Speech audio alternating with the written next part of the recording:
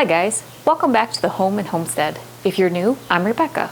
If not, thanks for joining me again today. So today we're going to be baking and we'll be using up some rhubarb from the freezer.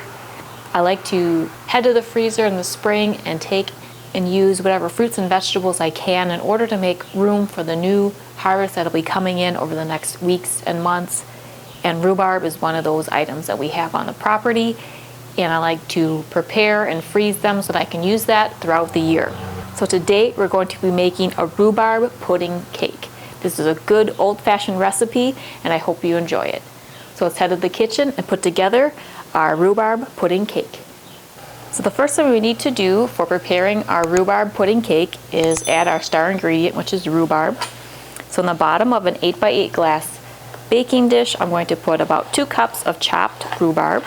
This can be fresh or frozen. As I mentioned earlier, I'll be using up some of my frozen fruits and vegetables, so for this rhubarb, I just simply thawed it overnight in the refrigerator. So now I'll set that aside, and now we can work on making our batter. So in this mixing bowl, we will add 1 cup of flour, and that's just an all-purpose flour, and 1/4 cup of white sugar, and 1/4 cup of brown sugar. To that we'll add 1 teaspoon of baking powder and 1/4 teaspoon of salt. I like to mix my dry ingredients together.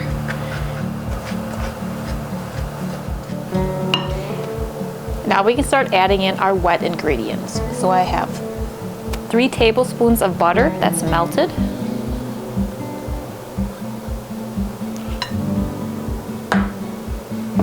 and 1/2 cup of milk. We'll add a little more flavor to our batter by adding 1/2 teaspoon of vanilla and 1/2 teaspoon of almond extract. Now we'll mix these ingredients together to create our batter.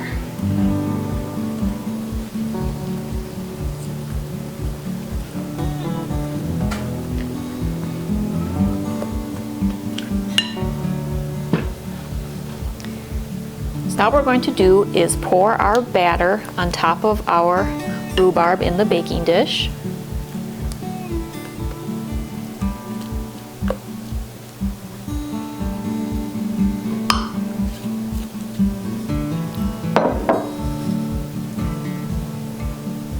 And then just spread it over the top of your rhubarb.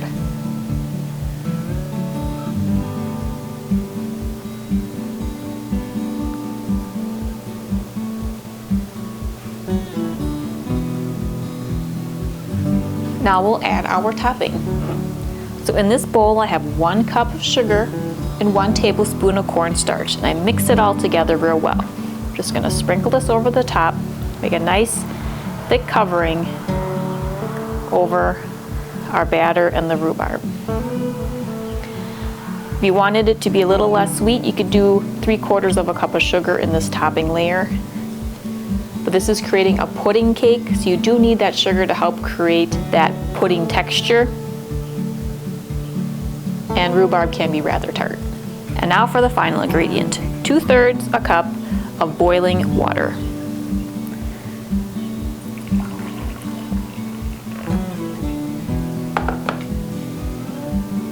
Now what I'm going to do is pour this boiling water over the top of our sugar and cornstarch topping that we created.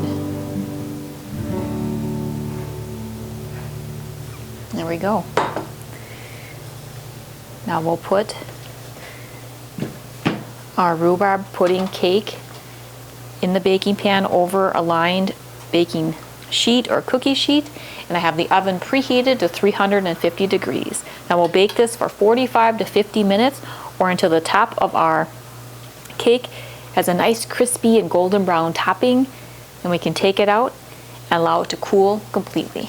So let's get this into the oven to bake. Alright, so I let our rhubarb pudding cake bake for about 48 minutes. So let's place this on the trivet here.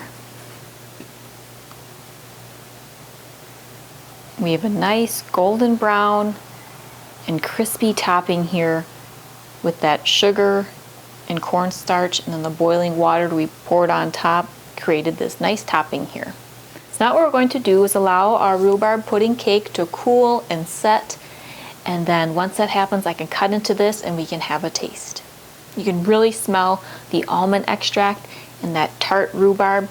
It's a lovely combination of sweet and tart, so I can't wait to get into this rhubarb pudding cake and have a taste. Alright, our rhubarb pudding cake has been cooling for about an hour and it has set. So now I can remove a piece here. A nice crispy topping with that sugar and cornstarch.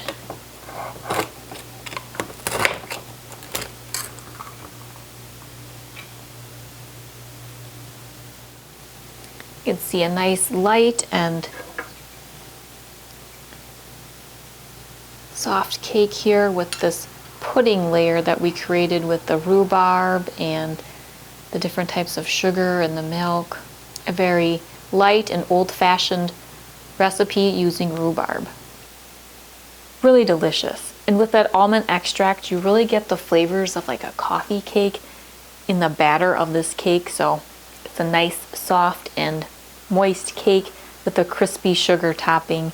And it's a kind of fun cake to prepare when you pour the boiling water over the top and you get this delicious result. So I hope you give this old-fashioned recipe a try. If you'd like more inspiration or ideas on spring food preservation or recipes using spring fruits and vegetables, you can check out a number of videos I have on the topics. And keep watching because I have a number of other recipes and food preservation projects while I continue to clean out the freezer in preparation for this year's harvest. Thanks for spending time with me today in the kitchen while we prepared this homemade rhubarb pudding cake.